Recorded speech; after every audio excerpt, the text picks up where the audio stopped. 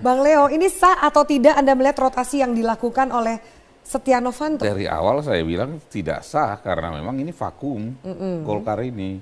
Tetapi saya tidak heran ini melihat begini.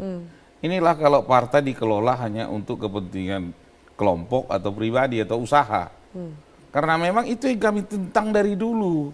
Adanya Munas Ancol jangan lupa karena dominasi elit oligarki kekuasaan di partai ini. Yang dulu demokratis tidak. Tadi sebelum kemarin saya baca di satu online, tiba-tiba Ketua Banggar Lama bilang, saya tidak diganti tanpa rapat. Ya ini kan namanya perusahaan ini. Tapi katanya udah keputusan bersama. Keputusan kalau nggak ada rapat, keputusan bersama siapa? Bersama dua orang. Ini suratnya ada urusan dengan Ica loh sebagai kalau Ketua Umum.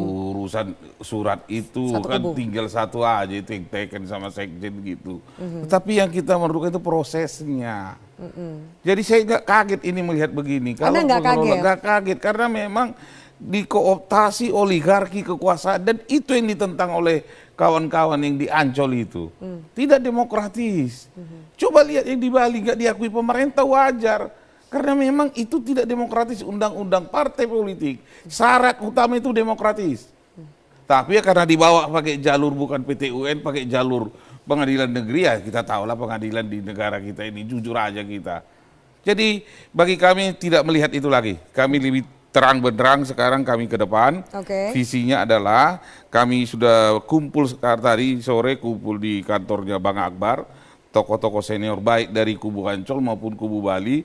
Seperti usul saya seminggu lalu di sini, harus munas bersama. Tapi kan banyak yang nggak mau juga. Dan juga kan kubu Anda dikatakan oleh Menkumham ini kan kayak ada dan tiada, ini partai kan kayak ada dan tiada. Iya, betul. Legalitasnya juga. Menkumham saya lihat tadi selesaikan solusi internal dengan munas, running text Metro TV saya lihat. Itu sudah benar. Bagaimana caranya? Yang ada saat ini adalah tinggal mahkamah partai. Yang dulu, yang sekarang yang dibuat Pak ARB belum sempat diakui. Yang Pak apa tidak diakui. Maka yang lama itu, yaitu Oktober 2016 habisnya. Maka Mahkamah Partai bersidang, tentukan senior-senior, apa Pak Habibie, Pak Yusuf Kalla, Pak Akbar Tanjung, Siswono, berapa orang. Kumpulkan yang dari pihak Abu Rizal, dari Agung Laksono 55. Tugasnya hanya munas, berikan waktu hanya minimal 2 minggu, maksimal 2 bulan, selesai. Itu idealnya nih. Iya. Dan juga kan kubu Anda dikatakan oleh Menkumham ini kan kayak ada dan tiada, ini partai kan Kami kayak ada tidak, dan tiada. iya, betul. Legalitasnya juga. Menkumham saya lihat tadi selesaikan solusi internal dengan munas, running text Metro TV saya lihat. Itu sudah benar. Bagaimana caranya? Yang ada saat ini adalah tinggal mahkamah partai. Yang dulu, yang sekarang yang dibuat Pak ARB belum sempat diakui. Yang Pak apa tidak diakui. Maka yang lama itu, yaitu Oktober 2016 habisnya. Maka Mahkamah Partai bersidang, tentukan senior-senior, apa Pak Habibie, Pak Yusuf Kalla, Pak Akbar Tanjung, Siswono, berapa orang. Kumpulkan yang dari pihak Abu Rizal, dari Agung Laksono 55. Tugasnya hanya munas, berikan waktu hanya minimal 2 minggu, maksimal 2 bulan, selesai. Itu idealnya nih. Iya. Tapi kan juga ada yang, kalau kemarin istilahnya ada istilah Papa minta saham, sekarang Papa minta buru-buru nih kan.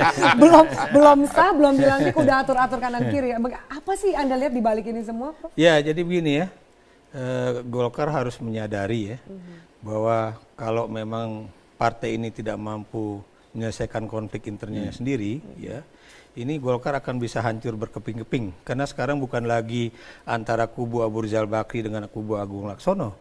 Tapi di dalam kubunya Abu Rizal Bakri sendiri terjadi suatu perpecahan yang sangat tajam. Apalagi kemudian kalau kita lihat bagaimana orang-orang Soksi itu kayaknya digeser dari fraksi-fraksi itu ya. Jadi ini menjadi satu hal yang buat saya sangat fenomenal ya. Dan Anda juga harus ingat bahwa politik itu ada aturan hukumnya. Politik itu juga ada aturan mainnya. Nah, yang jadi pertanyaan saya, apakah Golkar itu hidup di dalam suatu rimba raya yang kemudian hukum rimba yang berlaku? Siapa yang kuat dialah yang akan menang, atau homo homini lupus ya. Ini menjadi satu hal yang harus diingat ya. Kenapa demikian? Karena Anda tahu ya, kalaupun surat pergantian ketua fraksi Partai Golkar itu dibuat oleh Abu Rizal Bakri sebelum tanggal 31 Desember, ya, itu berarti itu memang masih sah pengajuan itu. Cuma pertanyaannya, apakah Setia Novanto itu sudah menjadi ketua fraksi Partai Golkar atau belum? Karena kan belum ada rapat, karena kan ini DPR lagi reses. Nah, kemudian pertanyaan berikutnya, apakah kalau seseorang belum resmi menjadi ketua fraksi, itu kemudian bisa membuat satu surat yang mengganti orang-orang yang ada di dalam fraksi itu sendiri? Ini menjadi suatu hal yang buat saya sangat penting. Dan lagi-lagi buat saya ya, saya bukan provokator, tapi saya pengamat politik. Profesor. Yang saya ingin katakan ini, kalau Golkar itu tadi saya katakan tidak mampu menyelesaikan ini Golkar benar-benar bisa finish ini. Masa sih, Prof? Karena kan gini, kita dengar bahwa ini Golkar kalau tidak misalnya segera bersatu lagi akan selesai apa, tapi toh tampaknya concern itu tidak dirasakan oleh para elitnya gitu loh. Pertanyaan saya, apakah elit-elit itu juga memikirkan masa pendukung Partai Golkar dan juga anggota-anggota Partai Golkar, baik di pusat maupun di daerah. Kenapa demikian? Anda tadi, saya sudah berkali-kali mengatakan di televisi ya, kalau sampai Juni 2016 ini Golkar tidak menyatu kembali, lalu siapa yang akan menentukan calon-calon kepala daerah Partai Golkar itu ya, yang berasal dari Partai Golkar untuk Pilkada 2017. Dan kalau kemudian ternyata misalnya pemerintah tidak mengeluarkan SK dan kemudian rekonsiliasi yang katanya harus maksimal itu juga tidak terjadi di Partai Golkar, lalu kemudian siapa yang resmi untuk kemudian mengajukan itu? Tidakkah kemudian kader-kader itu akan ditampung oleh Partai Gerindra, Partai Nasdem, Partai Hanura, atau PDIP untuk maju menjadi calon kepala daerah? Melihat dari situasi ini bahwa tadi Prof. Ikrar mengatakan ternyata konflik juga bukan antara dua kubu Munas, Ancol dan Bali, tapi di dalam satu kubu Munas Bali sendiri sudah banyak konflik gitu. Adakah kemudian bisa duduk bareng nih Anda lihat? Ya, jadi sebelum didosarus partai ini pernah besar dikenang orang, maka kembalikan kepada orang-orang pergerakan, pimpinan partai, dan itu yang mau kami kejar saat ini. Karena soal ada faksi-faksi di sebuah partai itu soal biasa. Di Jepang itu ada faksi Nakasone, ada faksi Honda, biasa itu. Tapi bagaimana ada perpecahan konflik itu bisa dikelola. Ada teori kita mengelola konflik loh. Dan itu hanya bisa diasah oleh orang-orang pergerakan. Apa itu? Aktivis-aktivis mahasiswa. Masuk di partai, masuk di ormas. Udah biasa kami ini mengelola partai. Tapi kalau orang yang dari pedagang, hanya untung dan rugi ya, Vi. Ini untung kan enggak sama gue ketua Banggar ini. Ini aja. Itu susah partai. Oke, apa dibalik buru-burunya?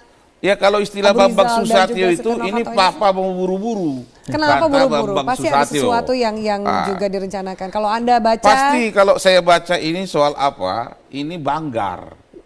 Soal anggaran. Saya mudah-mudahan kawan-kawan yang baru dilantik dari KPK dengarkan saya. Tolong dikasih perhatian khusus ini. Kalau ini ketua Banggar harus diperhatikan khusus. Kasihan bangsa ini. Oke, baik. Itu aja kalimat saya. Oke. Pertanyaan tadi kita tarik juga bahwa bagaimana kisru ini akan berujung baik jika menempatkan orang yang salah di posisi yang salah nih Bang Leo? Ya itulah menjadi masalah kita. Jangan kita menempatkan misalnya ini kebetulan abang saya ini senior ini, Pak Kahar ini senior ya udah tua. Dia public enemy kemarin di masyarakat di waktu MKD. Janganlah karena balas budi. Anda mencium ada aroma jahat. Iya, tapi saya melihatnya aromanya yang jangan kita selalu melawan common enemy kita. Jadi mari kita lihat kayak tidak ada lagi orang yang baik di 91 orang ini. Cobalah kita realistis, jangan melawan rakyat itu. Tapi sekali lagi saya minta kalau itu terjadi, saya minta KPK harus lebih hati-hati. Karena kita harus melihat. Kenapa Anda tidak percaya ada background orang menjadi ketua Banggar di situ? Saya tidak melihat Kahar Muzakirnya.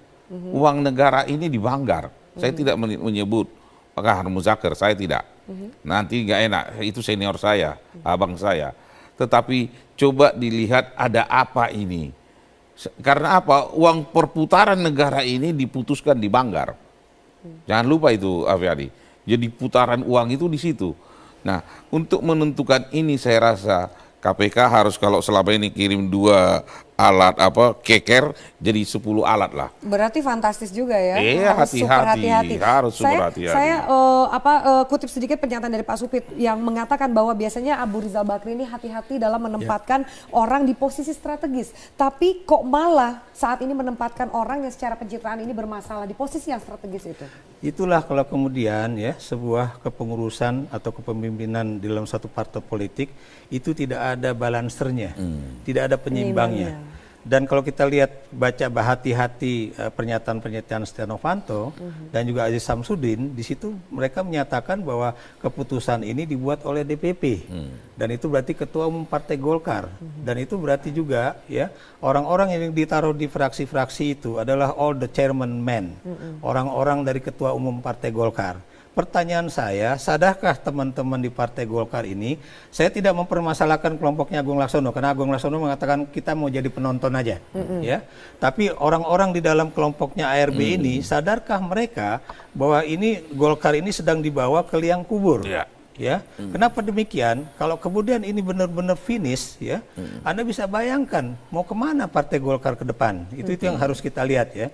Tadi makanya saya katakan saya bukan ingin jadi provokator, tapi ini teman-teman yang punya hak suara di daerah ini harus melihat, ya, apakah Partai Golkar ini akan survive pada Pilkada 2017 ya, setelah boleh dikatakan gagal total pada pemilu Pilkada 2015 ya.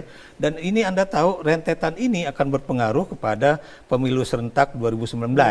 Pertanyaan saya itu tadi, sadarkah teman-teman di Partai Golkar bahwa kalau ketua umumnya itu bisa bertindak sewenang-wenang seperti ini tanpa adanya keseimbangan di dalam suara kepemimpinan itu apakah kemudian tadi Golkar itu akan benar-benar dibawa ke liang kubur ya. Jadi ingatlah bahwa ada strategi jangka panjang untuk masa keberlangsungan masa hidup sebuah partai. Jadi jangan bukan saat ini menyelamatkan diri masing-masing. Ya, ini Anda tahu ya, ini kan yang tadi Anda katakan dalam kita ngobrol ya, bahwa ini kayaknya nih Golkar itu pokoknya kalau satu jatuh mau semuanya jatuh.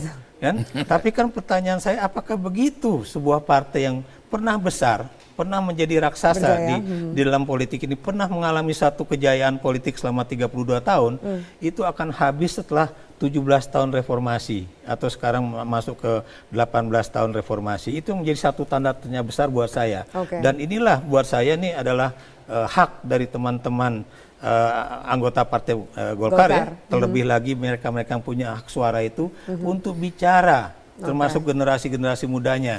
Sebab kalau nggak begitu, Anda tahu ya, ini ketua umumnya nih bukan mustahil dia ketika membuat keputusan-keputusan ini tidak didasari oleh pemikiran yang rasional. Jadi saya sepakat, Prof. Saya sepakat. Jadi kami bersyukur tadi sore ada pertemuan, sudah ikut kelompok Bali di situ banyak. Hanya saya ingatkan. Apa tanggapan kenapa akhirnya kelompok Bali ikut dalam pertemuan itu? Iya, karena mereka melihat apa yang dikatakan Prof ini. Sudah melihat ini sudah gawat ini. Kalau saya waktu melantarkan ide Munas Bersama minggu lalu itu di forum di sini, daerah itu ribuan SMS, WhatsApp saya. Itu sudah betul. Mari kita Munas Bersama. Saya bilang tinggal satu kunci. Mudah-mudahan Pak Abu Rizal melihat ini. Bukalah pintu hatimu, mari kita duduk bersama demi keberhasilan atau kelangsungan hidup partai ini. Kalau tidak hanya tinggal partai ini seperti dinosaurus. Wassalam. Sudah punah gitu. Oke, kita lihat bagaimana setelah juga dialog ini, adakah kemudian komunikasi yang lebih baik untuk masa depan Partai Golkar. Terima kasih banyak Bang Dewan dan juga Prof. Ikam atas waktunya di Prime Time News.